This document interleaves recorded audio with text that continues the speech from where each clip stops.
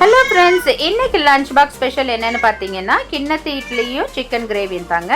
Rice இன்னைக்கு எடுத்துகிட்டு போகலாங்க. ஸோ சிக்கன் கிரேவி பண்ணுறதுக்கு ஒரு சின்ன குக்கரில் எண்ணெய் ஊற்றி அது காஞ்ச உடனே நீலவாக்கில் வெட்டின வெங்காயமும் கொஞ்சம் பச்சை மிளகாயும் ஆட் பண்ணி நல்லா வதக்குனாங்க.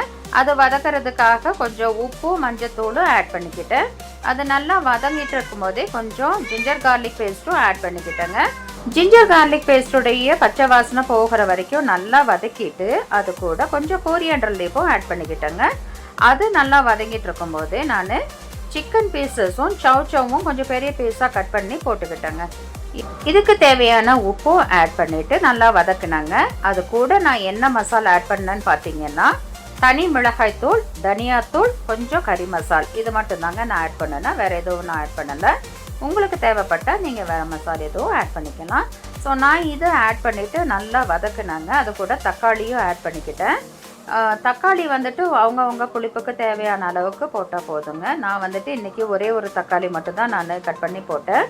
ஸோ தக்காளி ஆட் பண்ணிவிட்டு நான் இன்றைக்கி தேங்காய் அரைச்சி ஊற்றாமல் தேங்காய் பால் ஊற்றிக்கிட்டேங்க.